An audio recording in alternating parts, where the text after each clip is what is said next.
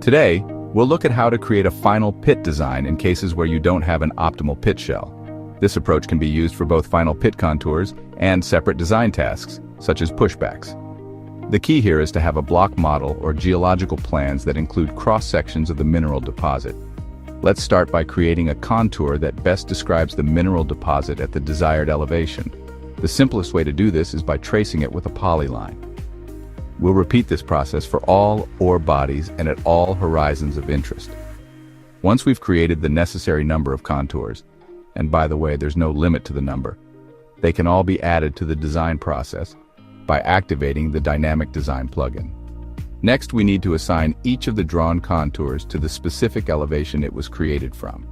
In our case, these two contours are on the same elevation and can be assigned with a single click. We'll ensure the correct topographic surface is applied, as we'll need it shortly. Now we can create the pit design, though without roads just yet. That's our next step.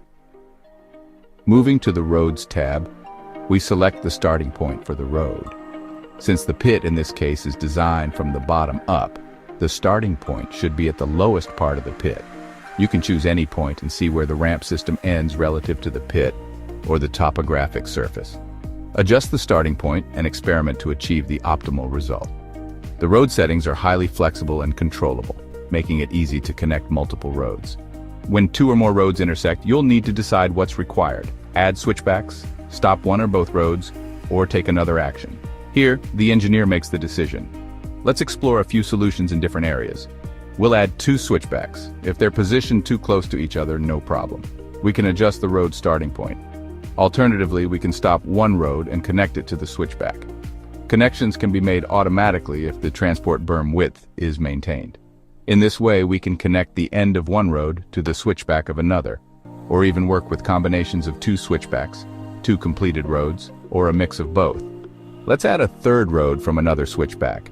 All of them seamlessly integrate into the final pit contour. Deciding where to exit, where to add additional switchback, horizontal segments, etc., depends on the experience of the mining engineer. Our job is to simplify and speed up their work. For a clear visualization, we can view the wireframe that will be created based on our design. This is a visualization element without physically creating or placing it in the layer editor. Similarly, we can display all the lines that our project relies on. Of course, we can also construct the project itself, with or without considering topography. Different results serve different needs. When we apply topography, it enables the display and creation of intersection lines and the resulting wireframe, which is the ultimate goal of this work. The project wireframe and the design lines automatically adjust to fit the topography. We create and display the resulting wireframe and design lines, enjoying the results while reflecting on how much time this would have taken with manual construction